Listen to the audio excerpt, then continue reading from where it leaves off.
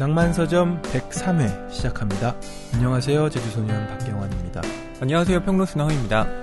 네, 저희가 이렇게 또 103회를 시작하는데요. 댓글 소개로 가려고 이제 댓글을 창을 열어봤더니 저희 얘기보다 다른 얘기가 좀 많아서 약간 기분이 찝찝한 가운데 지금 시작을 했습니다. 아니 저희 대승적 차원에서 지금 낭만서점 콘텐츠의 하나로 그렇죠. 번외편이 실린 거니까요. 저는 응원해 드리려고요. 그러니까요. 네. 사실 속으로는 경환 씨야 제가 분발해야겠다. 네. 정말 이런 마음도 들었어요. 분발을 해야 되겠다는 생각이 들 수밖에 없고 방송도 저도 들어봤는데 굉장히 재밌게 두 분이서 콤비를 이루셔서 하시더라고요. 네.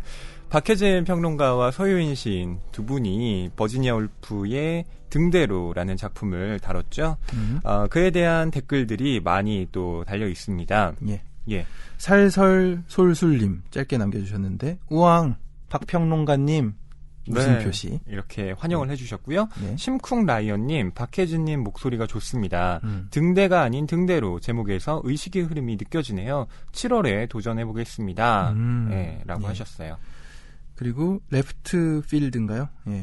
박혜진 평론가, 서효인 시인 이 조합도 꿀캠이네요. 두 분 다 목소리도 좋고 내용도 너무 좋고 이 조합 칭찬해 하셨습니다. 네. 그리고 솔림님 오랜만에 댓글 남겨요. 박혜진 평론가님의 번외편 재밌게 들었습니다. 작가와 그 작품이 쓰인 시대상에 대한 얘기까지 들려주셔서 정말 좋았어요. 버지니아 울프 작품은 델러웨이 부인밖에 안 읽어봤는데 등대로도 이번 기회에 읽어봐야겠어요. 계속 기대하겠습니다. 네. 박혜진 평론가님이 참 그런 것 같아요. 그냥 어떤 책에 관한 정보가 그냥 툭 치면 나오는 그럼요. 수도꼭지 같은 준비를 또 참 많이 하세요. 준비가 철저하신 것 같기도 하고요. 노트북을 하나 딱 펼치시고 그렇게 방송을 하시더라고요. 네, 또 바니 62님입니다. 번외편이 생겨 듣는 횟수가 많아지는 건 정말 기쁜 일입니다. 특히 세계문학을 주제로 하는 것도 의미가 깊고요. 다만 민음사 출판물과 개인적인 이야기보다 주제에 집중된 방송이길 바랍니다. 낭만서점의 오래된 애청자로서 전해보는 마음입니다. 하셨네요. 네, 또 따끔한 지적도 해주셨고요. 그리고 코즈모폴리턴님 혼자 읽기 힘든 세계문학을 함께 해주시는 번외편이 생기니 든든합니다. 버지니아 울프 등대로 사놓고 손도 못 대고 있던 책인데 자신감 있게 집어서 함께 읽어보렵니다. 감사합니다. 자, 댓글이 굉장히 많이 달렸네요. 아직도 많이 남았습니다. 태재님입니다. 최근에 소설 아몬드를 읽어서 그 방송도 잘 들었습니다. 마지막 결론 부분이 아쉬웠지만 이야기와 캐릭터가 좋아서 계속 뒤가 궁금해지는 소설이었어요. 제가 원체 아몬드를 너무 좋아해서 다람쥐 같다는 말을 듣는데 그 고소한 향이 나는 것 같아서 책 내용과 별개로 친근했습니다.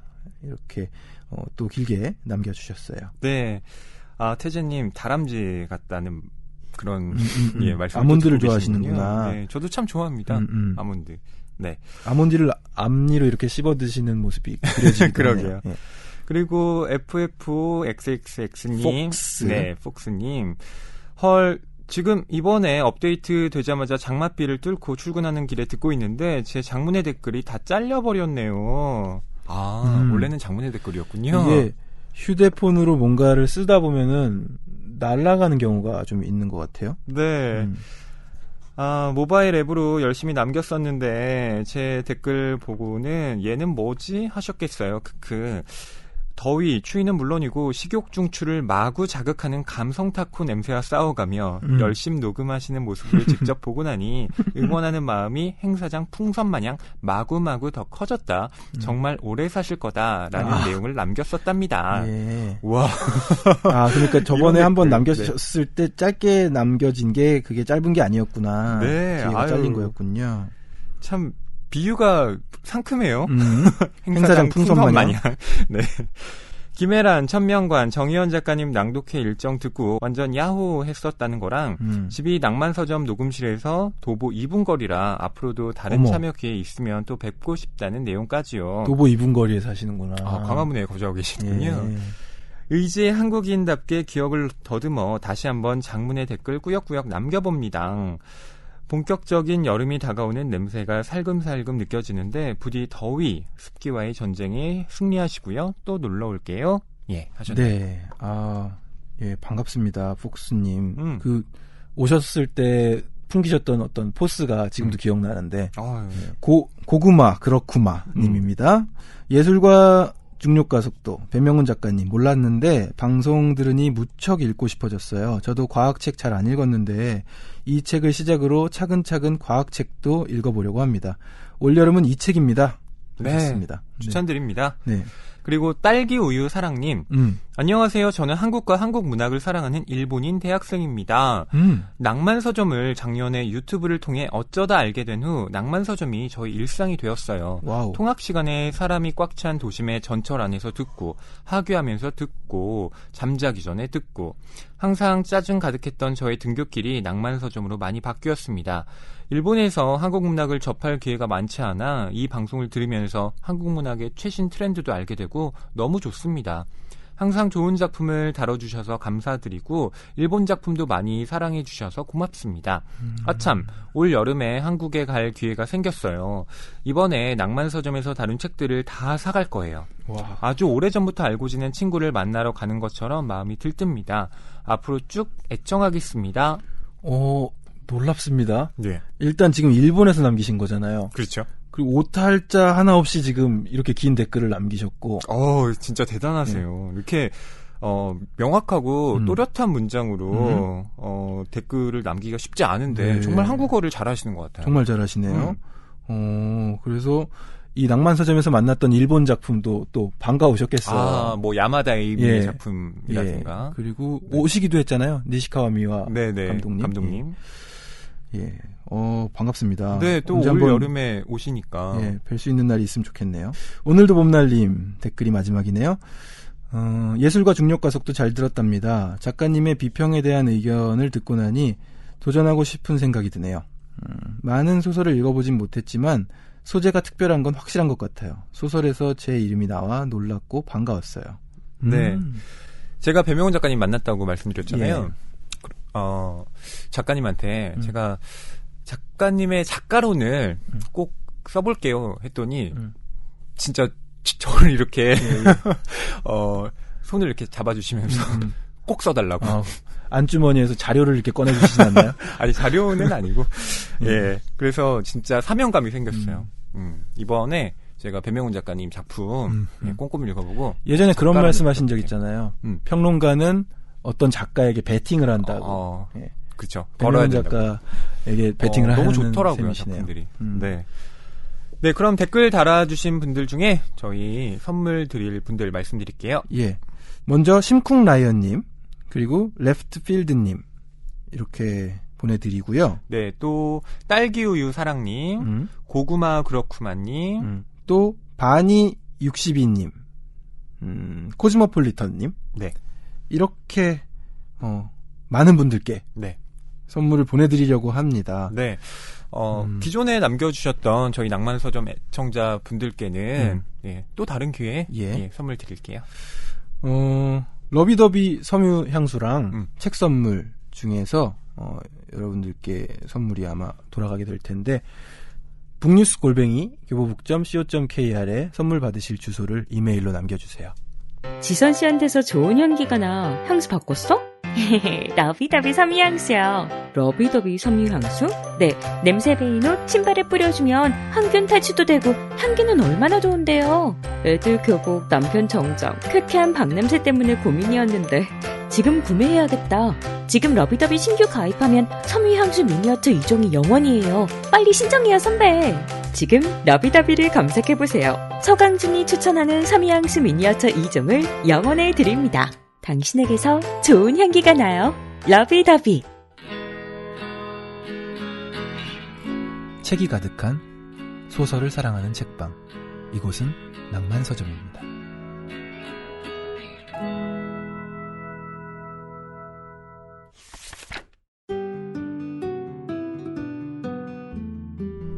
네, 이번 주 출판계 브리핑입니다. 알라딘 중고서점 신갓 숍인숍 입점 무산이라는 제목의 기사인데요.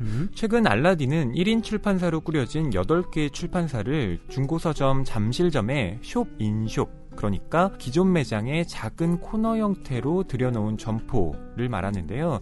이런 쇼빈숍 형태로 입점시켜서 이들 출판사의 신간을 판매한다고 밝혔었는데 서점 개점 소식이 알려지자 지역 서점 대표들이 SNS를 통해 거세게 반발하면서 알라딘의 신간 판매 계획이 무산됐습니다.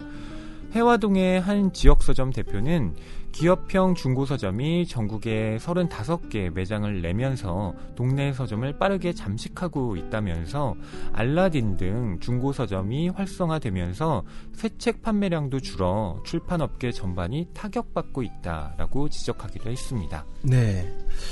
쇼빈숍 처음 듣는데 이런 형태로도 서점을 개점하곤 하는군요. 그런데 그런 계획이 좀 무산됐다는 소식입니다. 또 중고서점의 확장이 이 기존 지역 서점들의 또 타격을 입히기도 하니까요. 예. 네.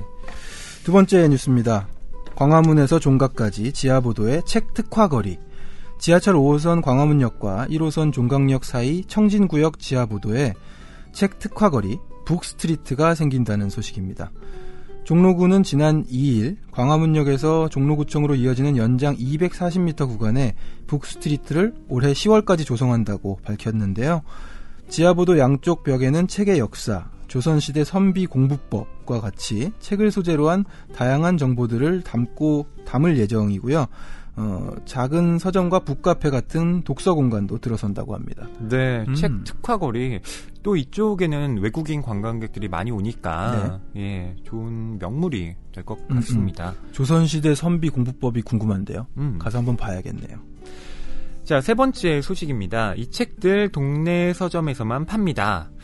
오직 동네 서점에서만 살 수 있는 책이 나와서 화제인데요. 바로 전국 중소규모 오프라인 책방 100여 곳이 출판사와 협력해 발간하는 썸썸 프로젝트입니다. 다만 새로 출간되는 신간이 아니라 기존의 책들을 문고본 판형으로 표지 디자인을 새롭게 제작해서 한정 판매를 하는 건데요. 첫 파트너 출판사인 민음사는 무진기행과 인간실격을 2,000부씩 1차로 판매할 예정이라고 합니다. 네. 인간실격, 무진기행 이 두 권의 책이 처음으로 선정이 됐군요. 네. 이상 이번 주 출판계 브리핑이었습니다.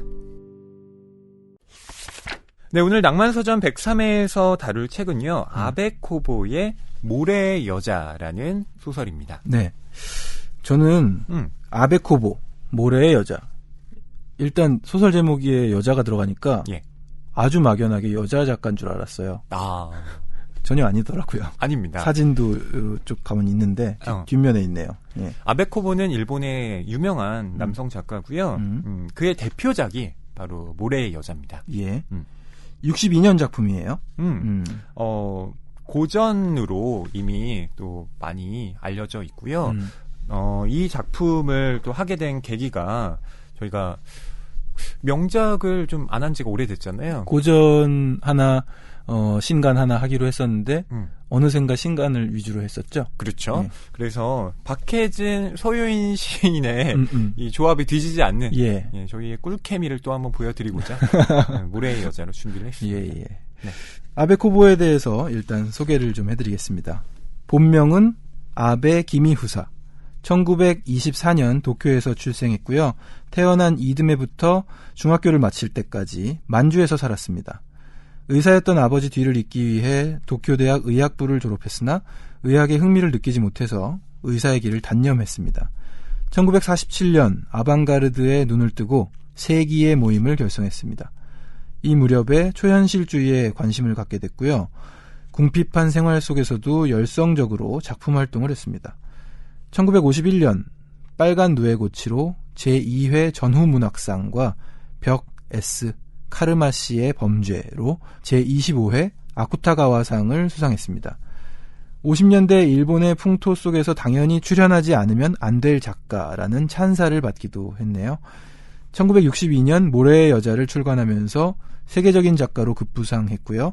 1973년 연극 모임 아베코보 스튜디오를 설립해서 다수의 자작 희곡을 연출하면서 극작가로도 이름을 날렸습니다. 1993년 급성 신부전으로 세상을 떠났습니다. 예, 아베코보. 저는 사실 이 아베코보의 모래의 여자라는 작품을 알게 된 계기는 허지용 씨의 산문을 읽다가 이 작품을 영화로 만든 예, 그 작품을 보고 정말 뭐 인상 깊었다. 예, 그런 글을 제가 봤거든요. 그래서 이 책을 바로 샀습니다.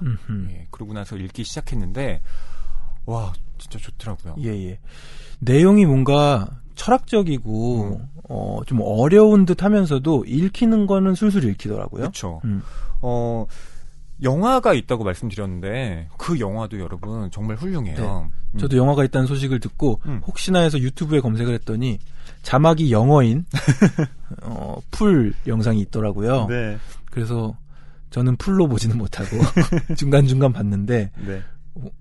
뭔가 소설을 흑백 화면인데 영화한 그 느낌이 굉장히 작품성 있게 느껴지고 네. 잘 만든 영화인 것 같다는 인상을 받았습니다. 예, 이 작품이 1964년에 테시가라하 히로시 감독에 의해 영화됐는데요. 이때 이 영화의 시나리오를 직접 각색한 사람이 바로 아베코보입니다. 아베코보가 직접 했군요. 그렇죠. 특히 이 작품은 칸 영화제에서 심사위원 특별상을 받기도 했어요. 그만큼 작품성을 인정받았다라는 뜻인데요. 익스트림 클로즈업의 그 화면이 인상적이에요. 그 옛날 영화들 보면은 그런 장면들 좀 있잖아요. 그러니까 극도로 그 사물에 카메라를 가까이 대서 피부에 붙어 있는 그 모래가 와 진짜 되게 사실적으로 느껴져요. 좀 징그럽다라는 느낌이 들고. 저는 이렇게 조금 넘기면서 보긴 했지만 모래로 막 이렇게 파헤치다가 막 쓰러져서 내려오는 그런 장면들을 봤습니다. 네네. 자, 이런 아베코보 아까 경환 씨가 소개해드린 대로 일본에서 정말 유명한 작가로 알려져 있는데 이 아베코보의 별명 중에 하나가 일본의 카프카예요. 일본의 카프카. 카프카, 변신, 그렇죠. 등등. 변신 등등. 예. 변신 말고 다른 작품 생각이 잘 안 나네요. 네. 예, 많죠. 카프카 하면 경환 씨가 이야기한 대로 어느 날 자고 일어나는데 갑자기 벌레가 돼버린 그 변신이라는 작품이 유명하죠. 일상의 부조리 또 이 세계에서 소외되어 있는 사람들에 대한 작품을 많이 썼는데요. 특히 이 아베코보가 왜 일본의 카프카라고 불리냐면 그가 1951년에 발표한 작품이 벽 S, 카르마 씨의 범죄인데요. 이 소설의 경우는 이름을 잃어버린 주인공이 결국 사회에서 소외돼 버린 다음에 황야를 전전하다가 벽이 돼버린다는 이야기예요. 네. 그러니까 인간이 벽이 된다는 거죠. 이런 게 뭐 환상적 리얼리즘 이런 건가요? 좀 그런 맥락으로 읽힐 수 있는데요. 이 카프카의 경우도 소설을 읽어보면 등장인물의 이름이 제대로 나오는 경우가 거의 없습니다. 대체로 다 K예요. 예. 네. 뭐 물론 그레고르 잠자라는 변신에 나오는 그 주인공의 이름은 뭐 특별하게 좀 고유명으로 나오긴 하지만 다른 작품들의 경우는 그냥 알파벳으로 나오는 경우가 많습니다. 근데 아베코보의 이 벽 S, 카르마 씨의 범죄 같은 경우도 이름을 잃어버렸다라는 게 나오잖아요. 그리고 그런 그가 인간이 아닌 다른 사물이 되어버린다. 이런 것들이 카프카를 연상시킨다라고 볼 수 있죠. 저는 카프카를 읽으면서 또 이상 시인의 소설 날개 맞나요? 그 작품이 떠오르기도 하고 했는데 어떤 연결고리들이 느껴지네요. 네네. 이 아베코보와 관련해서 또 한 가지 언급하고 갈 내용이 그가 만주에서 성장을 했다라는 겁니다. 예, 독특한 성장 배경입니다. 네. 만주에서 살았어요. 도쿄에서 출생을 하긴 했는데 태어난 이듬해부터 중학교를 마칠 때까지 만주에서 성장을 했으니까 사실상 그의 청소년기는 대륙, 그러니까 만주 체험과 관련이 있다라고 볼 수가 있죠. 그리고 그 만주에 사막 비슷하게 좀 있었나 봐요. 그래서 이 소설의 배경이 되는 그런 일도 있었던 것 같습니다. 네, 아베코브가 1958년에 사막의 사상이라는 에세이를 쓰는데요. 거기에 나와 있는 내용을 경환 씨가 좀 잠깐 읽어주실까요? 네. 사막에는 또는 사막적인 것에는 늘 뭐라 말할 수 없는 매력이 있다. 일본에 없는 것에 대한 동경이랄 수도 있겠지만 나는 거의 사막과도 같은 만주에서 어린 시절을 보냈다. 어렸을 적 보고 자란 풍경을 그리는 노스텔지어라고 설명할 수도 있겠으나 내 기억으로는 그렇게 사막적인 풍토에 에워싸여 있으면서도 사막을 동경했던 것 같다. 하늘이 암갈색으로 물들고 흙먼지가 풀풀 일어 숨이 막힐 것 같은 날, 바짝 마른 눈두덩 속으로 닦아도 없어지지 않는 모래가 파고든다. 그 짜증스러운 기분의 이면에는 불쾌함이 아니라 일종의 들뜬 기대감이 담겨 있었다. 네. 아니 말만 들어도 짜증날 것 같은데 네. 들뜬 기대감이 담겨 있다. 이렇게 마무리됩니다. 그러니까 눈에 계속 파고드는 이런 모래들, 그리고 이 모래가 갖고 있는, 그리고 모래와 연결되는 이 사막적인 것, 계속 아베코브가 천착해 왔다는 이야기인데요. 사막의 사상을 쓰고 난 다음에 1962년에 모래의 여자를 출간했으니까 예. 연관성을 찾아볼 수가 있고요. 그리고 만주 얘기를 말씀드렸는데요. 이 만주라는 곳이 그때 1900년대에는 굉장히 좀 특별한 공간이었습니다. 어떤 면에서 특별했죠? 이게 여러분 뭐 역사를 좀 공부해 보신 분들은 아시겠지만 1932년에 만주국이라는 일종의 괴뢰 정부가 들어서게 되죠. 그러니까 이 만주국은요, 일본이 사실상 세운 겁니다. 아, 그렇구나. 예, 청나라의 마지막 황제인 푸이가 바로 이 1934년에 만주국 황제로 즉위를 하기도 했는데요. 실제로는 일본의 조종을 받고 있었죠. 네. 그래서 뭐 유명한 영화인 마지막 황제라는 그 작품을 보면 바로 이 만주국의 황제로 취임하는 이 푸이의 모습이 담겨 있기도 합니다. 네. 근데 이 만주가요, 처음에 설립이 될 때, 그러니까 만주국이 그 설립이 될 때 오족협화라는 걸 내세웁니다. 예. 그건 뭐죠? 이 오족협화가요, 5개의 민족이 서로 조화롭게 살아가는 공간이다라는 건데요. 일본인, 한족, 조선인, 만주족, 몽고인, 그러니까 이렇게 5개의 민족이 함께 살아가는 나라라는 뜻이었습니다.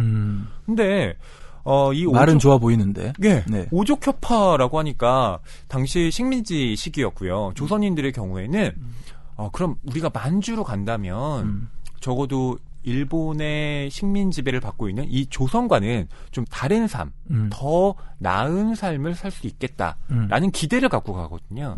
예. 근데 실제로는 그렇게 또 작동을 하지가 않았습니다. 예. 당연히 일본인이 1등 국민이었고요. 예, 나머지 사람들은 네, 그 밑에 있는 그런 민족으로 취급을 받았죠. 네. 근데 아베코보의 경우에는 이런 오족협화의 어떤 기치를 어렸을 때부터 듣고 자랐으니까 완전히 그래, 우리나라 좋은 나라다라고 하면서 생각을 좀 그렇게 가져왔던 거죠. 네. 근데 이게 완전히 바뀌게 되는 그런 고정관념이 깨어져 나가는 체험을 하게 됩니다. 소련군이 1945년에 네. 만주를 침공했다가 그 침공이 있었을 때 일본군은 조선을 지켜야 한다는 명목으로 만주에서 철수했던 사건, 이런 그렇죠. 사건이 있었네요. 네. 그러니까 당연히 일본군이 우리를 보호해 줄 거다라고 믿었는데 바로 도망을 친 거죠. 그래서 아베코보는 이때 심각한 배신감 네, 예, 사로잡히게 되고요. 일본군이 만주에 있던 일본인들을 포기한 셈인 거죠. 그러고 나서 이 아베코보는 집을 빼앗기게 됩니다. 그리고 동생과 함께 그 만주 시내를 떠돌아다니면서 굉장히 궁핍한 생활을 하게 돼요. 소련군에게 집을 빼앗겼네요. 네. 예. 그러고 나서 나중에 일본으로 돌아오게 되는데 그때도 그 일본 자국민들, 그러니까 일본에서 쭉 살았던 사람들은 만주에서 온 그런 귀한 일본인들을 2등 시민 대하듯 예, 그렇게 취급하는 일도 있었다고 합니다. 예. 그러다 보니 이 아베 코보 입장에서는 국가 이데올로기, 그러니까 국가가 우리를 보호한다 라는 이러한 이데올로기에 대해서 믿음을 가질 수가 없었던 거죠. 이러한 계기로 뭐 약간 아나키스트가 되는 건가요? 아나키스트라기보다는 나중에 공산당원이 맞아요. 됩니다. 자료를 보니까 또 공산당원이었더라고요. 네. 근데 공산당과 싸우는 공산당원이었다면서요? 그렇죠. 예. 처음에는 이 공산당의 대의에 예, 동감을 해서 참여를 했는데요. 나중에는 이 공산당과 예, 또 척을 지게 되면서 제명당했어요. 예. 이때 쓰여진 작품이 또 모래의 여자기도 하고. 제명당한 게 62년. 네. 모래의 여자를 쓴 것도 62년. 네. 예. 그렇습니다. 그런 점에서 이 사막의 사상이라는 것, 그러니까 모든 것은 유동하고 영원한 것은 없다라는 이러한 그의 통찰과 그의 성장 배경이 맞닿아 있다라고 볼 수가 있죠. 그렇군요. 아베 코보 참 파면 팔수록 모래도 아닌데 계속 나옵니다. 예. 그리고 원래 의사로 충분히 좀 잘 먹고 잘 살 수 있었잖아요. 근데 그러니까요. 작가의 길을 택했다라는 것도 좀 흥미롭죠. 예. 네. 어떤 그 작가가 가지고 있었던 이데올로기의 혼란, 변화 이런 것도 그의 인생을 들여다보면 볼 수가 있네요. 네. 이렇게 의학에서 문학으로 길을 전향한 사람들이요. 몇몇 있습니다. 대표적으로는 중국의 대문호인 루시인이 있고요. 시인 박인환도 예. 원래 그 의학을 공부하다가 나중에 문학을 또 하게 되죠. 네, 그럼 모래의 여자 간단한 줄거리를 제가 말씀드리도록 하겠습니다. 네. 모래의 여자는 1962년에 출간된 아베 코보의 대표작인데요. 이 소설은 1964년 영어로 번역된 데 이어서 프랑스어, 체코어 등 20여 개의 언어로 번역이 됩니다. 이 소설은 1950년대 일본을 배경으로 하고 있는데요. 주인공은 니키 준페이라는 이름을 가진 남자입니다. 학교에서 교사로 일하고 있는 그의 취미는 희귀한 곤충을 채집하는 일인데요. 니키 준페이는 며칠간 휴가를 내 어느 바닷가 모래사장에 곤충 채집을 하러 갑니다. 헌데 그곳에 있는 마을이 기묘한데요. 아주 깊게 파인 모래 구덩이들 속에 집들이 세워져 있던 겁니다. 마땅히 묵을 곳이 없었던 그는 그곳 마을 주민의 안내를 따라서 어느 여자의 집에서 하룻밤을 묵게 되는데요. 하지만 이건 마을 사람들의 계략이었습니다. 그 사람들이 지상으로 올라오는 사다리를 치워버리고요. 이 니키 준페이는 꼼짝할 수 없이 모래 구덩이 밑에 있는 집에 갇히고 만 것입니다. 그는 이제 여자와 같이 모래를 파내지 않으면 안 되는데요. 이 일을 하지 않으면 집이 모래에 파묻혀버리기 때문입니다. 과연 니키 준페이는 이 모래의 감옥, 이곳을 탈출할 수 있을까요? 줄거리만 들으면 뭐 스릴러예요. 네. 약간 미저리 같은 느낌이 나고요. 그냥 곤충 채집하러 갔는데 그리고 지형도 특이하고 네. 그래서 신기한 마음에 계속 다가갔더니 마을 사람들이 시선이 이상해요. 그렇죠. 네. 그러면서 어디로 데리고 가더니 그 오두막에 이제 신기한 오두막에 좀 있었는데 거기 그대로 갇힌 겁니다. 모래를 파내고 뭐 나오려고 해 발버둥을 쳐도 못 나가는 거예요. 그 모래 구덩이 밑에 집이 있는 거잖아요. 근데 그게 웬만큼 이렇게 걸어 올라올 수 없는 높이고요. 계속 미끄러집니다. 그러니까 혼자의 힘으로 도저히 나올 수가 없는 거예요. 그래서 그 실제로 이 영화를 보면요. 이건 진짜 나올 수가 없는 구덩이구나. 예, 되게 체감을 하게 됩니다. 네. 책으로만 읽으면 이게 무슨 구조인가 약간 네. 애매한데 영화로 보니까 뚜렷해요. 네, 그런 모습이라는 거를 알 수 있었어요. 네, 이 모래의 여자는요. 사회적으로는 일본이 고도 성장기에 접어들던 시기에 발표가 됐는데 1962년에 공산당에서 제명을 당하고 또 했던 아베 코보의 어떤 삶과 또 관련 지으면 사회주의와 결별하고 자본주의적 현실에 화해를 해서 그 속에서 투쟁을 전개해 나가는 작품이다. 네, 이런 평가를 받기로 했어요. 근데 이건 아베 코보가 직접 한 얘기가 아니라 이런 평가가 있는 거죠. 그렇죠.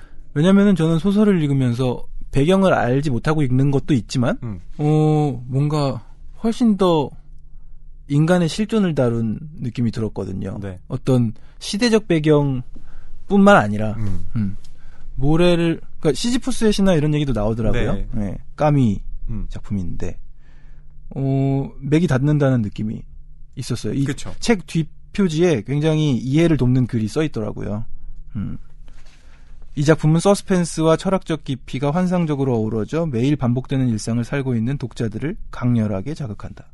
예, 이런 이야기들이 작품을 읽어나가는데 좀 도움이 됐는데 네. 더 깊이 들어가 보니 이제 일본의 그 시기 네. 와도 관련이 있군요. 그렇죠. 그러니까 고도 성장기라는 건 끊임없이 자본주의적 욕망이 분출하던 그런 때잖아요. 그런 와중에 이렇게 그 곳으로부터 탈피한 어떤 낯선 공간에 온 이 주인공이 끊임없는 반복되는 노동에 시달린다라는 것. 이것 역시 그 사회의 알레고리다라고 볼 수가 있고요. 그리고 사회주의와 결별했다라고 했는데 결국 이 아베코보의 삶과 관련 짓는다면 이 모래 여자의 나타난 일종의 그 남자의 체념이라고 할까요? 그것이 자본주의적 현실로의 투항이다. 이렇게 해석을 한다는 거죠. 근데 저는 여기에는 그렇게 동의를 하지 않습니다. 그러니까요. 어떤 약간 확대 해석의 느낌이 좀 네. 들어가지고 논문이 좀 그래요. 예. 예, 저도 논문을 쓰지만 예. 논문이 어떤 아이디어에서 출발을 하잖아요. 예. 그러면 약간 좀 확대를 거의 뭐 새로운 작품을 만드는 하는 경우가 수준으로. 좀 많아요. 그래서 예. 물론 좋은 논문들도 많지만 읽다 보면 황당한 논문들도 예. 있습니다. 이 아베코보가 공산당원으로서 공산당과 싸우기 시작했다고 돼 있어요. 네. 61년에 그리고 62년에 제명이 됐는데 아베코보가 싸웠던 내용은 뭘까요? 공산당의 어떤 부조리 같은 걸까요? 네. 이 아베코보의 연표를 보면요. 1957년 2월에 동굴을 가다 헝가리 문제의 배경이라는 책을 출간하게 됩니다. 헝가리 여행을 다녀와서 책을 출간했다는 거죠? 네, 근데 이 여행기를 출간하고 나서 일본 공산당의 비판을 받게 되는데요. 제가 뭐 이 책을 직접 읽어보진 않았습니다만 예. 아마 당의 입장과는 다른 네네.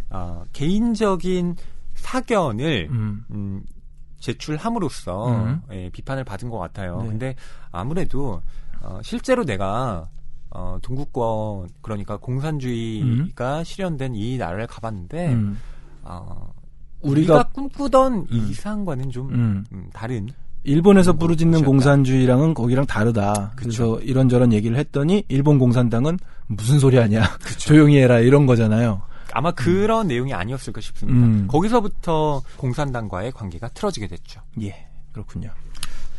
자, 그럼 이제 본격적으로 책으로 들어가 봐야 될 것 같은데요. 이 책의 앞장을 열면요. 이런 제사가 있습니다. 네. 벌이 없으면 도망치는 재미도 없다. 이 무슨 소리입니까? 경환 그러니까 씨는 윙윙 나는 그 벌은 아닌 거겠죠? 네, 비는 아니고요. 예, 그렇게 해도 말은 됩니다. 벌이 쫓아오니까 도망가는 건지. 네. 근데 그게 아니라 이건 죄와 벌 할 때 그 벌입니다. 예. 네. 벌이 없으면 도망치는 재미도 없다. 벌 받지 않기 위해 도망치는 건가요, 그럼? 그러니까 사실은 이 대목을 읽고요. 제가 글을 쓰는 거에 대해서 생각을 해봤는데요. 진짜 마감이라는 것이 없으면 그렇죠. 글이 진짜 안 써지더라고요. 예. 저는 처음에 등단을 했을 때는 작가라면 그리고 글 쓰는 사람이라면 자체 마감으로 열심히 써야지. 아니 그렇게 외부의 마감에 좌지우지 되는 게 작가인가? 이런 생각을 내심하기도 했거든요. 근데 그러니까요. 점점 이게 마감이라는 게 없으면 글을 쓰지 못하게 되더라고요. 동력이 잘 안 생깁니다. 네. 마감은 나의 원동력이라며 얘기하시는 작가님들. 그러니까 뭔가 구속이 없으면 이 글을 쓰는 재미도 잘 생겨나지 않는 것 같아요. 그래서 그 음악 앨범 작업 같은 게 늦어지는 거일 수 있는 것 같아요.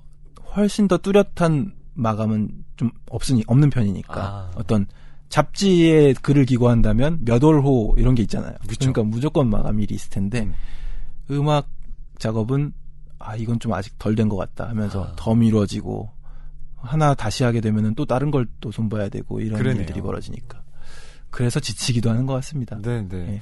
그러니까 이 벌이 없으면 도망치는 재미도 없다라는 하는 이 구절이요.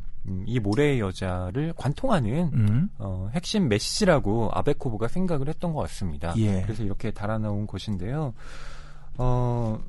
이게 소설의 마지막 장면과도 연관이 있어요. 그렇군요. 그런 점에서 여러분 이 제사를 좀 기억해 두실 필요가 있습니다.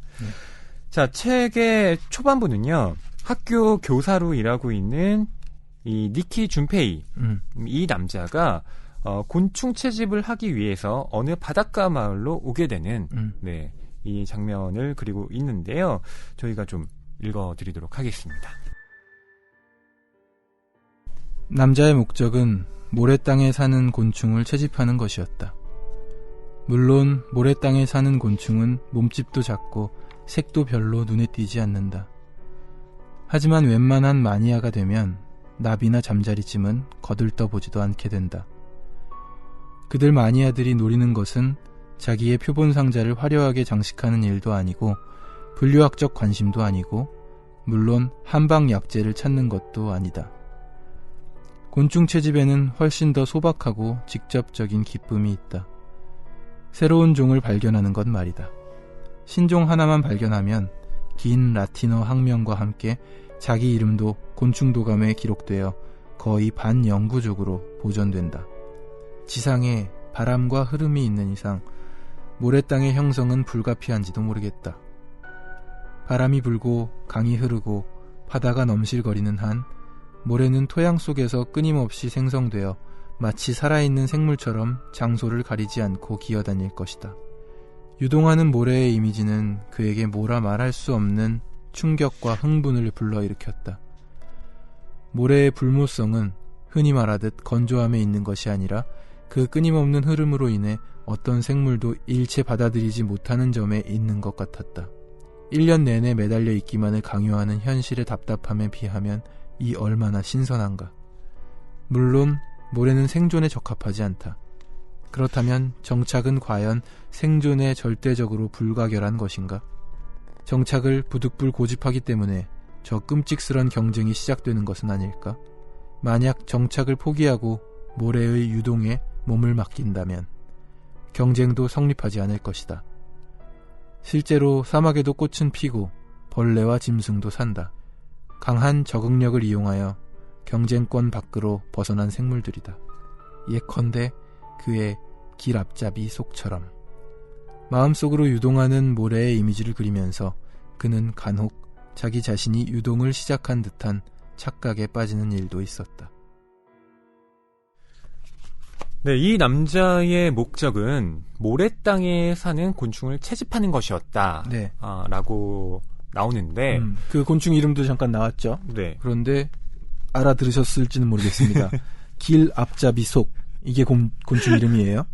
그러니까요. 예. 곤충 이름이 근데 뭐 중요하진 않습니다. 한데 곤충을 채집하는 목적, 이것 자체가 목적이라고 했는데 그거보다 상위의 이유가 있습니다. 그건 바로 새로운 곤충을 발견해서 자기 이름을 남기는 것. 네, 바로 여기 있죠. 남자가 좀 공명심이 있는 건가요, 지금? 그렇게 볼 수도 있죠. 그러니까 이 남자는 묘한 캐릭터, 일종의 모순성을 갖고 있는 남자기도 합니다. 어떤 거냐면 원래 이 남자의 직업이 학교 교사라고 말씀드렸잖아요. 근데 이 학교 교사로 일하는 것에 대해서 자기 자신을 상당히 불만족스러워하고 있습니다. 그래서 어디로든 떠나고 싶어요. 그러니까 내가 몸담고 있는 분야에서가 아니라 내가 좀 취미로 삼고 있는 분야에서 그러니까 다른 길을 통해서 나의 이름을 계속 남기고 싶어하는 거죠.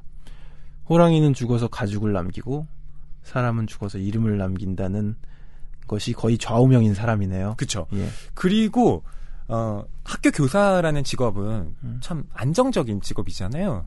근데 이 사람은 그런 안정 속에서 불안정성을 추구하는 사람입니다. 네. 지금 본인에게 앞으로 펼쳐질 일도 예상하지 못한 채 이 네. 독특한 이 곳, 지형, 네. 모래, 그러니까 일부러 사막, 떠나는 거잖아요. 예, 네. 이걸 보면서 신선하다고 얘기를 하고 있어요. 네, 그러니까 이 유동에 매혹당한 사람이라고 볼 수가 있죠. 그러니까 자기의 현실이 끊임없이 정주에 있는 그런 사람이기 때문에 나는 유동하는 삶으로서 현실에서 얻지 못하는 그런 나의 모험, 방랑 이런 것들을 채우겠다라는 건데요. 역마살이 좀 있다고 해야 될까요? 예. 네. 그런데 이 남자가 갖고 있는 이런 유동의 어떤 마음이라는 게 한편으로는 얼마나 하찮은 것이었는지 마을 사람들과 모래의 여자를 만나면서 하나하나 드러나게 됩니다. 호되게 경험하게 될 텐데. 그렇죠. 그러니까 함부로 나 너무 지금 너무 지겹고 뭔가 영화 같은 삶이 나한테 펼쳐졌으면 좋겠어. 이렇게 함부로 말해서 난 떠나야겠어. 이렇게 해서 떠나왔는데 모래 사장으로 지금 사막으로 왔는데 이건 뭐지? 신선한데? 하고 지금 분위기 좋은 겁니다. 그러니까 그렇죠. 아직까지는. 그러니까 저는 그 일상에서의 탈출 이런 걸 꿈꾸는 사람들이 있잖아요. 근데 한편으로 그 일상에서의 탈출이라는 건 내가 돌아올 수 있는 이 일상이 존재하기 때문에 가능한 거잖아요. 그렇죠. 네.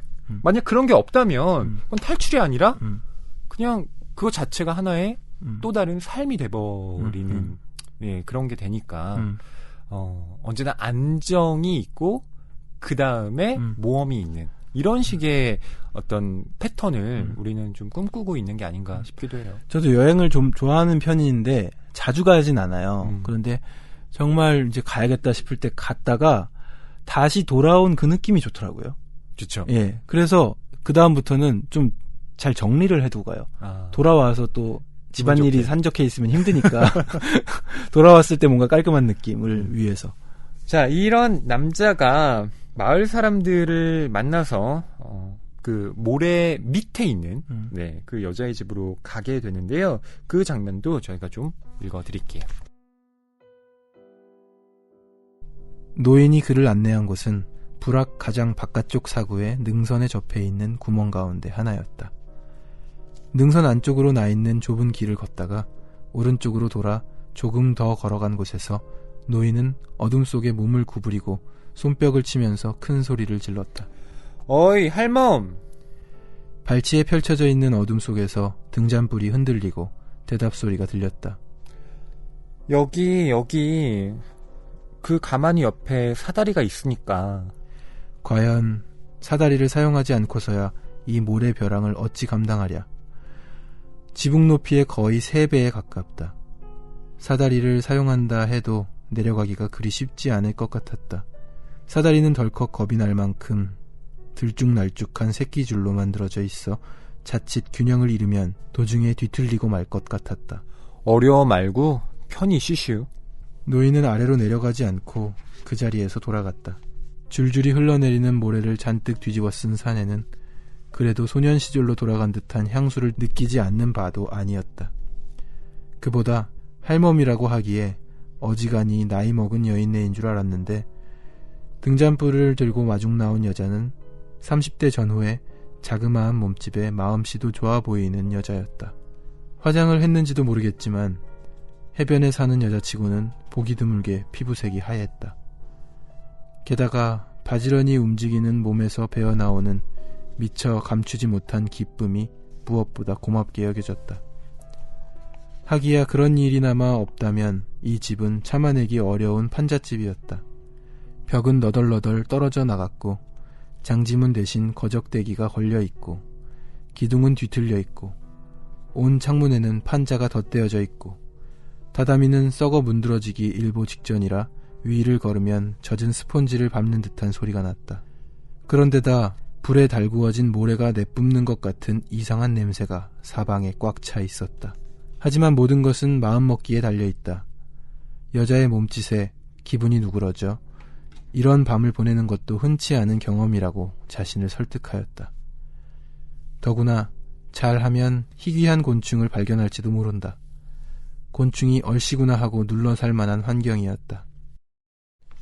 네. 네. 이 니키 준페이는요, 이 바닷가 마을에서 곤충 채집을 하다가, 이제 차가 끊기게 되는 거예요. 그래서 어디 마땅히 묵을 데도 없으니까, 마침 그곳을 지나가고 있던 마을 사람들이, 우리 동네에서 예. 하룻밤 묵으시오. 네. 라고 제안을 한 거예요. 사실 처음에는 경계를 하죠. 음. 어디서 왔어?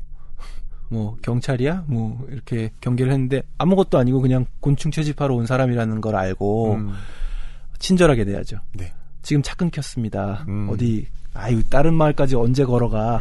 우리 마을에서 하루 묵고 가. 이렇게 된 거예요. 네. 니키 준페이는 대답을 하죠. 저는 민박하는 걸 너무 좋아해서요. 그럼 감사히 예, 하룻밤 신세를 좀 지겠습니다. 예. 예, 하고 따라간 거죠. 뒷부분을 알고 있는 상황에서 지금 여기를 다시 읽으니까 네. 안 돼라고 소리치고 싶어져요. 당장 돌아가라고. 이게 마치 네. 개미지옥에 빨려드는 네, 그 개미 같은 예, 그런 상황이 지금 펼쳐지는 거니까. 아니 지금 구멍 속으로 지금 들어간 거잖아요. 네. 새끼줄 사다리로. 예. 지붕의 3배 높이. 네. 안타깝습니다. 근데 이제 그 마을 사람들이 밑에 있는 밑에 혼자 살고 있는 여자죠. 그 여자를 할멈이라고 불러요. 할멈. 이것도 좀 이상하지 않나요? 근데 진짜 할머니인 줄 알고 봤더니 30대 전후에 그래도 예쁘장한 여인입니다. 네. 그러니까 왜 할멈이라고 부를까? 이것도 좀 소설을 읽다 보면 궁금해지는 지점이고요. 이에 대한 해석은 역시 읽는 사람의 몫입니다. 왜? 아직 저희가 소설 모든 얘기를 하지 않았으니까 예, 이 대답은 제가 보류하도록 하고요. 네. 이 여자가 미처 감추지 못한 기쁨이 무엇보다 고맙게 여겨졌다라고 할 정도로 남자가 온 것에 대해서 좀 이렇게 아주 반겨요. 환대하는 것 같아요. 예. 네. 그러니까 이것도 이유가 있죠. 네. 정말 스산한 이유죠. 네. 왔구나. 음산합니다. 네. 예. 이겁니다. 자, 그래서 이 여자의 집으로 오게 된 남자는요. 우선 예, 밥을 먹습니다. 저는 영화를 봤는데 이 남자가 밥을 진짜 잘 먹어요. 먹방 원조구나. 밥을 엄청 잘 먹어요. 64년 필름인데. 네. 밥을 다 먹고 나서 바로 그 여자한테 밥 공기를 건네주면서 더 달라고. 예, 또 먹습니다. 예, 그 연기가 진짜 리얼해서 저도 그때 식욕이 느껴지더라고요. 네. 아무튼 이렇게 저녁을 먹고 난 이후에 여자는 어떤 일을 시작합니다. 근데 그 일이 뭐냐면 집 바깥에 있는 모래를 퍼내는 일이에요. 네. 그러니까 아까 저희가 말씀드렸듯이 이 집의 구조는 그러니까 모래 밑에 있는 집입니다. 근데 저는 책 읽으면서 이 부분이 약간 이해가 안 갔는데 퍼서 네. 어디다 놔요? 그게 굉장히 높잖아요. 모래를 퍼서 이제 그 삼태기 같은데 예. 담아놓고 그다음에 그걸 끌어올리는 거구나. 예, 위에 있는 마을 사람들이 끌어올리는 거예요. 네.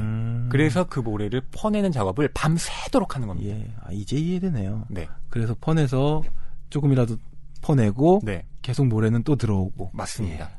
그러니까 모래는 하루라도 그 일을 하지 않으면 계속 쌓이면서 결국 그 집이 모래에 파묻히게 돼버리는 거예요. 그러니까 그걸 방지하기 위해서 이 여자는 매일 밤 그 일을 하지 않으면 안 되는 거죠. 정말 그리고 시지프스의 신하네요. 네, 온 마을 사람들이 그런 일을 합니다.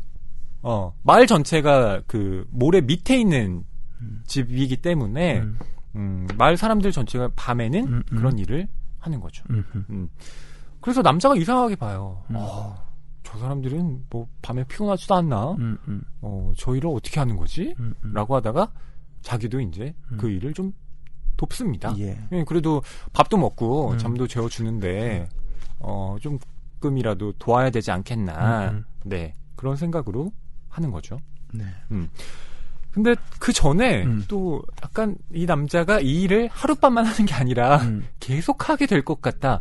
라는 그런 암시도 나와요. 그러니까 약간 이런 느낌이죠. 뭐 첫날부터 그렇게 무리하세요. 네?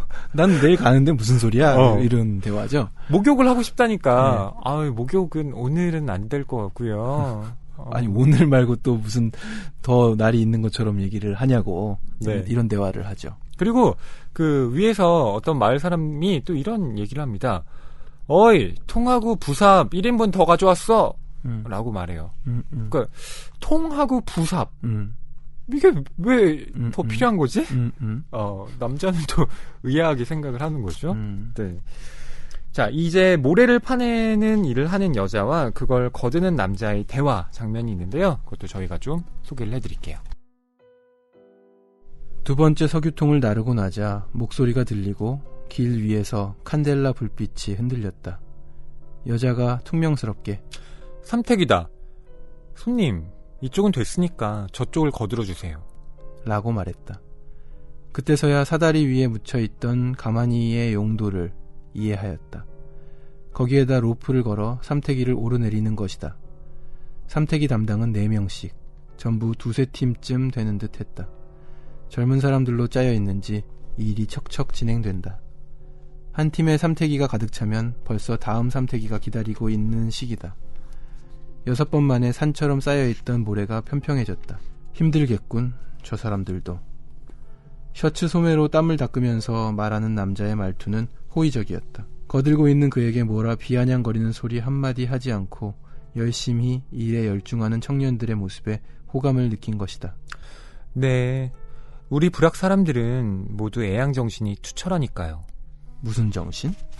우리 고장을 사랑하는 정신이요. 그거 바람직하군. 남자가 웃자 여자도 웃었다. 그러나 웃은 이유를 자기 자신도 잘 모르는 것 같았다. 멀리서 3륜차 달리는 소리가 들렸다. 자, 잠시 숨 좀 돌릴까? 안 돼요. 한 바퀴 돌면 또 금방 삼태기가 올 텐데. 어때서요? 나머지는 내일 또... 여자의 말을 무시하고 먼저 일어나 봉당 쪽으로 걸어가는데 여자는 전혀 따라올 기색이 없었다. 그럴 수는 없어요. 집 주위만이라도 빙 둘러 치워두지 않으면. 빙 둘러? 집이 무너지면 어쩌라고요. 모래는 어디서건 흘러내리는데. 그러느라면 아침까지 걸리지 않겠소? 참네, 어이가 없군. 매일 밤이 이런 식이요? 모래는 쉬지 않으니까요. 삼태기도 3륜차도 밤새 일해요. 그야 그렇지만 어디 이래서야 오로지 모래를 치우기 위해서 살고 있는 것이나 다름없는 꼴이잖소. 야반도주를 할 수도 없는 노릇이잖아요. 왜 못해?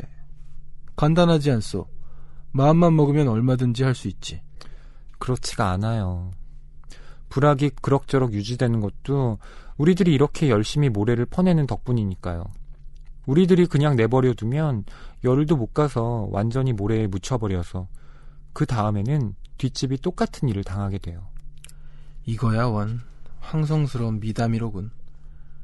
그래서 그 삼태기꾼들도 이렇게 열심히였단 말이지? 그야 구청에서 일당을 받고 있기는 하지만. 그럴 돈이 있으면 왜 제대로 된 사방림을 만들지 않는 거요? 계산해봤더니 역시 이렇게 하는 식이 싸게 먹히는 모양이에요. 이렇게 하는 식? 식이라고? 이렇게까지 고생을 하면서 왜 이 불악에 눌러붙어 살지 않으면 안 되는 거요?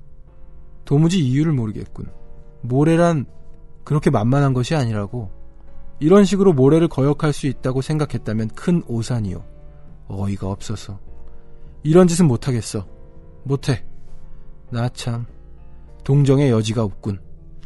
석유통을 내던지고 그 위에 부삽을 내던지고는 여자의 표정도 살피지 않고 방으로 돌아와 버렸다. 잠이 오지 않았다. 여자의 기척에 귀를 바짝 곤두세우며 그렇게 허풍스럽게 큰 소리를 친 것도 결국은 여자를 붙잡아 두고 있는 것에 대한 질투였고, 여자가 이를 내팽개치고 이부자리로 파고 들어오기를 은근히 채근하는 마음이 있어서가 아니었을까 하고 다소 양심의 가책이 느껴지기도 하였다. 사실 그의 격앙된 감정은 여자의 어리석음에 대한 단순한 분노의 차원이 아닌 듯하였다. 뭔가 좀 다른 정체를 알 수 없는 것이었다.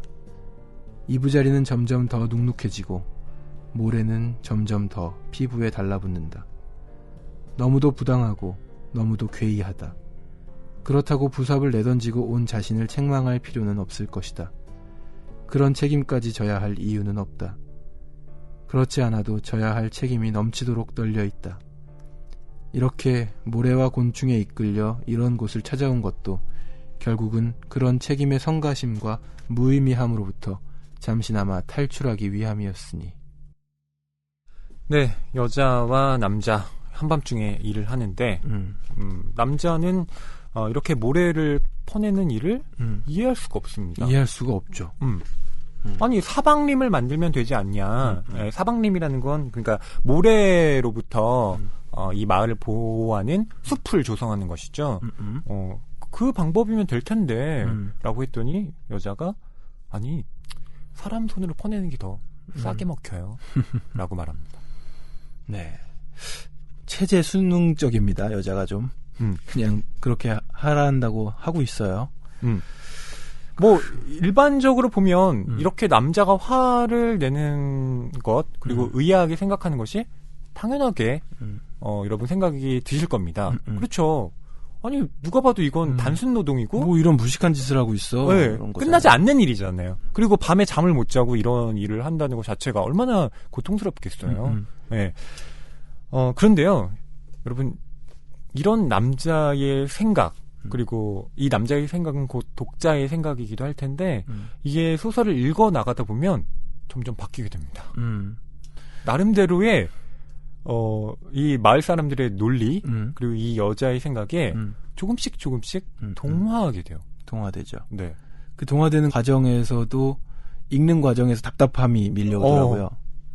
정말 오랜만에 느껴보는 답답함이었는데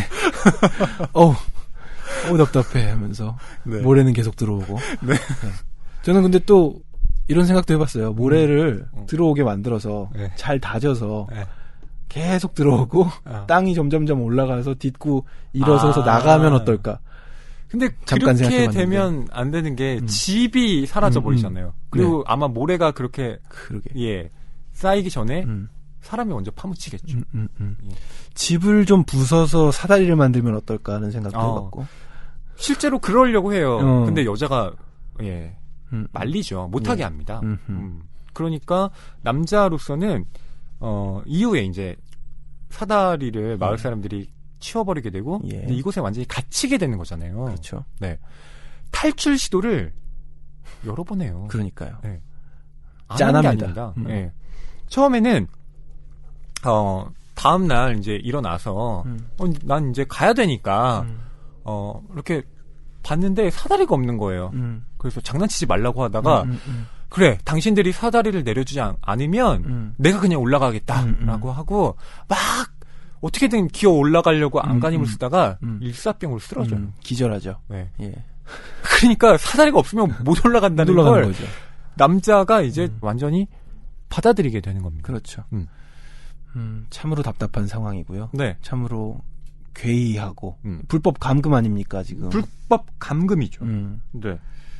근데 불법 감금을 받아들이고 살고 있는 이 마을 사람들과 이 여자 참 묘합니다. 근데 한편으로는 방금 또 경환 씨가 읽어준 그 부분에 이런 구절이 있잖아요.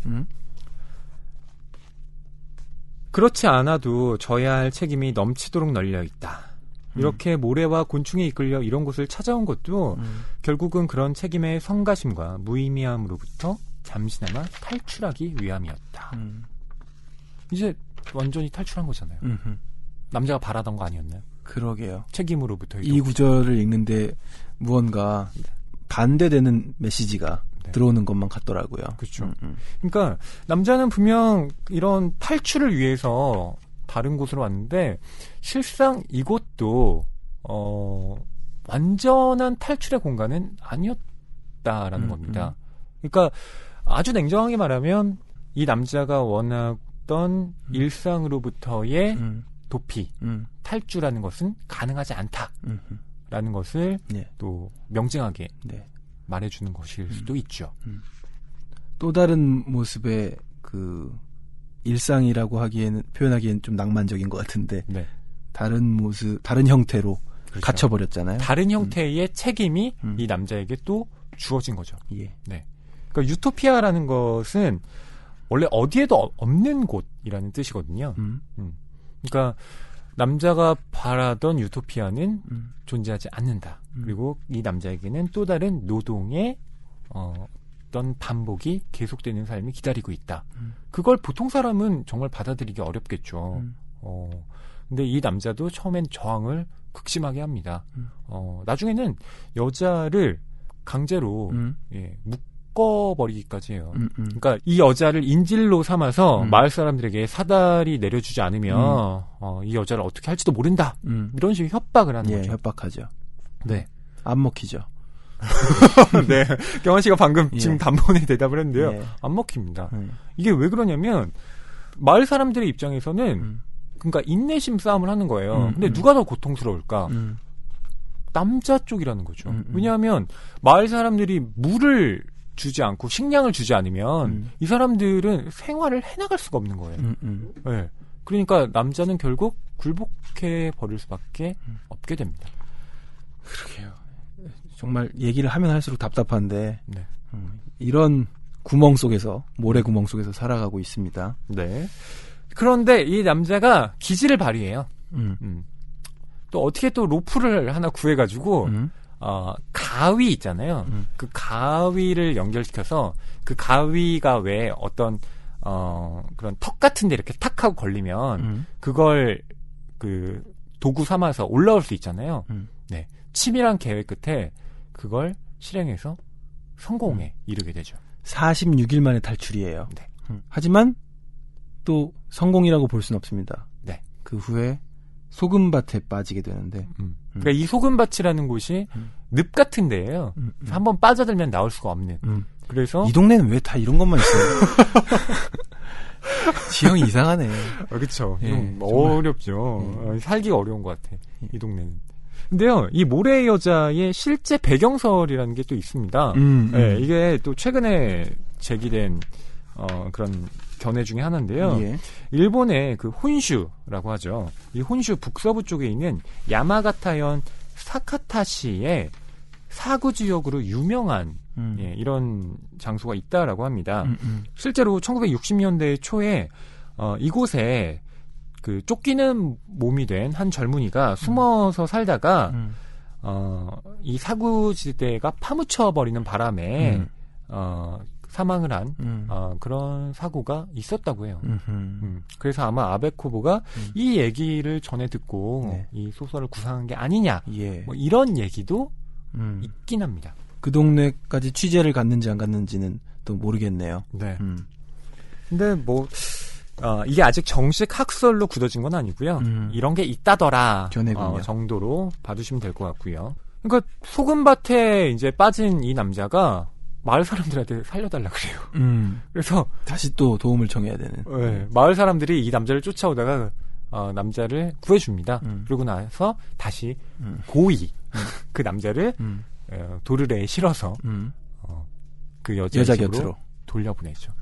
그러니까 이 마을 사람들이 물리적인 폭력을 행사하진 않나요? 그러니까 때리거나 뭐 그러진 않습니다. 그게 이 남자를 또 더 절망스럽게 만드는 것 같기도 해요. 어떤 면에서 그렇죠? 그러니까 만약에 어떤 아주 외부적인, 그러니까 눈으로 보이는 폭력의 실체가 있으면 사람은 거기에 어떻게든 저항을 할 수가 있습니다. 근데요, 교묘한 심리전. 그러니까 이 사람을 건드리진 않는데 계속 이 사람을 포기하게 만드는 공작을 행할 때 그 사람은 대체로 견디지 못해요. 그게 뭐 식민지 시기를 다룬 그런 영화들 보면 잘 나오잖아요. 독립운동가가 붙잡혔어. 근데 막 일본인 그 경찰들이 막 채찍으로 때리고 온갖 고문을 막 자행합니다. 그래도 굴복하지 않잖아요. 나를 죽여라 이놈들아. 차라리 나를 죽여라. 나는 그래도 너희들에게 나의 정신, 나의 혼을 빼앗기진 않겠다라고 말을 하잖아요. 근데 진짜로 그 사람들이 굴복하게 되는 순간은 매질에 의한 순간이 아닙니다. 예, 다른 아주 잘 대해주면서 심리적으로 그 사람의 약점을 파고들 때 그 엔도 슈샤쿠의 저희 침묵이라는 작품도 했잖아요. 그러네요. 네. 그러한 그러니까 외적인 고통이 아니라 심적인 고통을 가할 때 사람을 무너뜨리게 되는 거죠. 예, 저희가 말씀드렸던 대로 탈출에 성공했지만 소금밭에 빠져서 다시금 마을 사람들에 의해서 목숨을 부지하고 네. 다시 여자 곁으로 돌아온 그 후의 이야기 잠깐 읽어드리겠습니다. 훌쩍거리는 여자의 울음소리에 눈을 떴다. 왜 울고 있는 거야? 여자는 낭패감을 감추려고 서둘러 일어섰다. 미안해요. 차를 좀 끓이려고. 그 축축한 코맹맹이 소리가 남자를 눈부시게 하였다. 몸을 구부리고 화롯불을 쑤시고 있는 여자의 뒷모습이 유독 불안에 떨고 있는 것 같아 그 의미를 이해하는데 한참이나 걸렸다. 곰팡이가 덕지덕지 핀 책을 억지로 한 장 한 장 넘기고 있는 것처럼 답답했다. 그러나 아무튼 페이지를 넘길 수는 있었다. 갑자기 자신이 애처로울 정도로 가엾게 느껴졌다. 실패했어. 그렇네요. 참네. 그것도 아주 보기 좋게 실패했어. 하지만 순조롭게 성공한 사람 없어요. 지금까지 단 한 명도. 여자는 눈물 어린 그러나 마치 남자의 실패를 변호하듯 힘이 담긴 목소리로 말했다. 아, 이 얼마나 비참한 친절함인가. 이 친절함이 아무런 보상도 받을 수 없다니 너무 불공평한 것은 아닌가. 그렇지만 안타깝군. 성공하면 당장에 라디오를 사서 붙여주려고 했는데. 라디오? 그래, 오래전부터 그런 생각을 했었어. 괜찮아요. 라디오 같은 거. 여자는 당황하여 둘러대듯 말한다. 부업을 많이 하면 여기서도 살 수 있어요. 월부로 사면 계약금만 줘도 되잖아요. 하기야 그렇군. 월부로 산다면 말이야. 물 데워지면 몸 닦아드릴까요? 불현듯 새벽빛 슬픔이 북받친다. 서로 상처를 핥아주는 것도 좋겠지. 그러나 영원히 낫지 않을 상처를 영원히 핥고만 있는다면 끝내는 혓바닥이 마모되어 버리지 않을까? 납득이 안 갔어. 어차피 인생이란 거 일일이 납득하면서 살아가는 것은 아니지만, 그렇지만 저 생활과 이 생활이 있는데 저쪽이 조금 낫게 보이기도 하고, 이대로 살아간다면 그래서 어쩔 거냐는 생각이 가장 견딜 수 없어. 어떤 생활이든 해답이야 없을 게 뻔하지만 뭐 조금이라도 마음을 달래줄 수 있는 것이 많은 쪽이 왠지 좋을 듯한 기분이 들거든. 씻어요. 기운을 북돋으려는 듯 여자가 말했다. 축축한, 몸이 저려오는 듯한 목소리였다. 남자는 천천히 셔츠의 단추를 풀고 바지를 벗기 시작한다. 모래가 근육 사이사이까지 꽉 차 있는 듯한 기분이었다. 그녀, 지금쯤 뭘 하고 있을까? 어제까지의 일이 먼 옛날 일처럼 느껴졌다. 여자가 수건에 비누칠을 시작했다. 네, 이렇게 다시 귀환하게 된 남자. 그 남자를 보고 여자가 눈물을 짓습니다. 예. 이 눈물의 의미가 궁금하더라고요. 경환 씨는 이 여자의 눈물 어떻게 생각하세요? 이 여자가 지금까지 했던 말을 생각해보면 그냥 여기서 이렇게 있는 편이 낫다는 식으로 얘기했던 사람이잖아요. 네. 그리고 그러니까 이 여자의 경우는 뭐 정확하게 정보가 자세하게 나와 있진 않지만 우선 남편도 있었고요. 예, 아이도 있었습니다. 아이도 있었어요. 예, 근데 불의의 사고로 그들을 잃게 되죠. 그래서 혼자 살고 있는 건데요. 처음부터 이 마을 사람은 아니었던 듯하고 원래는 외지에서 생활을 하다가 이 마을까지 흘러 들어오게 된 그런 사연을 갖고 있는 것 같습니다. 그래서 이 니키 준페이, 그러니까 이 남자가 당신 밖에 나가서 자유롭게 활동하는 게 좋지 않아? 라고 얘기했을 때 밖에 나가봤자 딱히 할 일도 없고 이런 얘기를 하잖아요. 이런 얘기를 해요. 그리고 걷는 것도 엄청 많이 해봤지만 피곤해질 뿐이잖아요. 라고 말합니다. 그러니까 이 여자에게 있어서 자신의 삶이라는 건 이 모래를 파내는 일과는 때려야 뗄 수 없는 그런 관계가 되어버린 것이죠. 저항이라는 것에 그냥 염증을 느꼈고 그냥 그럴 필요 없다고 생각하고 살아가는 사람이에요. 그러니까 그것 자체가 저항이라고 생각을 할 수 없는 그러니까 그녀의 삶 자체가 곧 노동이고 이것 자체가 그녀를 구성하는 모든 것이라는 거죠. 그래서 이 여자는 이 남자를 여러 가지 의미에서 필요로 합니다. 우선은 노동요원이 한 명 더 추가가 되는 거잖아요. 그래서 일이 빨리 끝납니다. 남자가 도와주면. 네. 그리고 같이 이 구덩이 속에서 살아가는 것이고. 네. 그런데 아까 물어보신 대로 여자의 눈물은 어떤 의미였을까요? 저는 두 가지 정도의 의미로 해석합니다. 하나는 우선 남자가 돌아와서 기쁘다. 그렇죠. 그렇죠. 기쁨의 눈물도 될 수 네. 있다. 그리고 여기서 성공한 사람은 없어요. 이런 네. 얘기도 하잖아요. 이 남자가 있음으로써 자기한테 갖는 어떤 위안이라는 게 분명히 있으니까요. 또 한 가지의 이 눈물의 의미는 이 남자가 나한테서 끊임없이 도망치고 싶어 하는구나. 그러니까 이 생활을 여전히 받아들일 수가 없구나. 이 남자는 앞으로도 계속해서 이런 성공할 수 없는 도주를 시도하지 않을까? 이러한 착잡한 마음이 그녀로 하여금 눈물을 흘리게 만든 것이 아닌가. 저는 그렇게 생각을 합니다. 예. 네. 참, 그냥 현실에 어떤 공간, 이런 공간이 있다고 생각하면, 정말 처음에도 말했듯이 스릴러에 가깝고, 네. 불법 감금, 착취, 이런 것들이 일어나는 것이라, 소설이 무섭게 느껴지기도 하는데, 네. 그걸 떼어놓고, 이런 공간과 이런 구성의 어떤, 네. 스토리가, 묵직하게 마음에 주는 울림 같은 게 있더라고요. 그렇죠. 예. 특히 이 니키 준페이가 이런 말을 하잖아요. 어차피 인생이라는 거 일일이 납득하면서 살아가는 거 아니잖아. 예. 네. 저 생활과 이 생활이 있는데 저쪽이 조금 더 낫게 보이기도 하고. 그래서 어쩔 거냐라는 생각이 가장 견딜 수 없어. 어떤 생활이든 해답이야 없을 게 뻔해. 약간 득도를 한 듯한 대화가 오가는 거예요. 네. 예, 한번 탈출을 성공했다가 돌아와서 하는 대화입니다. 그러니까 이 작품이요 정말 뭐 불법 감금 이런 걸 옹호하는 작품 아니고요. 예, 예. 네, 사람이 어떻게 무너지는가 그런 걸 다루고 있는 작품도 아니라는 생각이 듭니다. 저는 이 모래의 여자가 계속 고전으로 남을 수 있는 것 중에 하나가 지금 우리의 삶과 계속 비슷한 어떤 면을 보여주고 있기 때문에 맞아요. 그런 것인데요. 네. 실제로 우리는 자유를 누리면서 산다고 생각하잖아요. 우린 갇혀있지 않죠. 하지만 다들 갇혀있다라고 생각합니다. 그렇지 않으면 왜 떠나고 싶어 하겠어? 상징적인 요소들이 있는 것 같아요. 네. 이 책을 읽으면서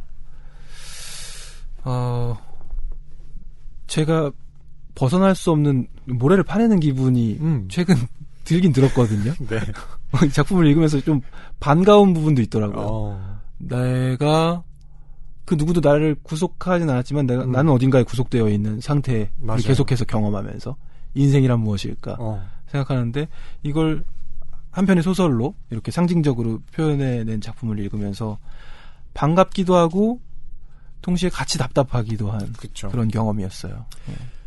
그러니까 해결책이라는 예. 걸 우리는 발견하기 어려우니까요. 근데 그것 자체가 삶이라면 예, 어쩌겠습니까? 그렇습니다. 바로 그런 지점에서 이 소설의 맨 앞에 실려있는 그 문장 벌이 없으면 도망치는 재미도 없다. 이게 다시금 와닿게 되는 것 같아요. 그렇습니다. 네.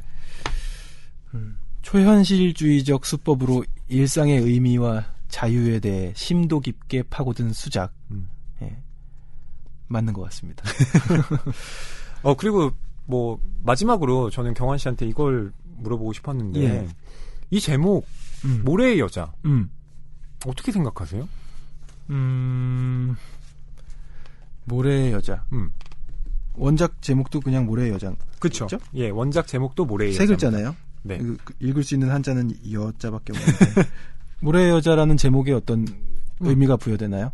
모래 구덩이에서 살고 있는 여자와의 이야기니까 네. 모래의 여자 아닐까 했는데. 그러니까, 예, 모래 사자에 그다음에 일본어의 조사, 그러니까 의를 뜻하는 노가 있고요. 그다음에 여자가 쓰여 있는데요. 뭐 이를테면 모래 마을도 되고요. 모래에서 빠져나오지 못한 남자. 뭐 이건 너무 평범한 제목이지만 여자가 주인공이라고 생각하세요? 이 작품에서? 여자가 굉장히 중요한 캐릭터니까. 네. 그러니까 분명히 지금 이 작품의 명시적인 주인공은 니키 준페이잖아요. 남자죠. 네. 근데 왜 이 소설의 제목은 모래의 여자일까? 가서 만난 그 여자.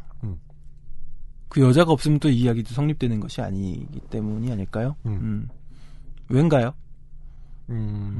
저는 그러니까 제가 생각했을 때는 이 소설의 진짜 주인공은 니키 준페이가 아니라 그 이름을 알 수 없는 그 할멈이라고 불렸던 여자. 그 여자라고 아마 아베코보가 생각을 했던 것 같아요.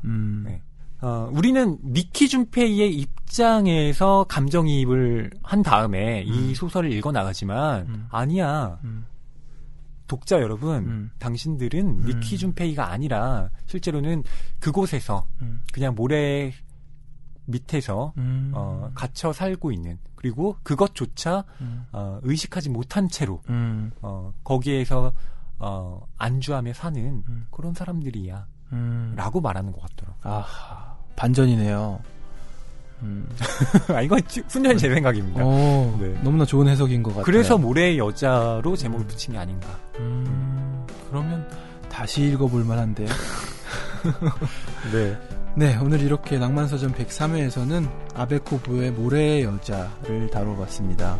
예, 저희가 끝까지 결말을 말씀드리진 않았어요. 예. 근데 이 작품은 진짜 끝까지 읽어보셔야 맞아요. 납득이 됩니다. 이 남자의 선택이.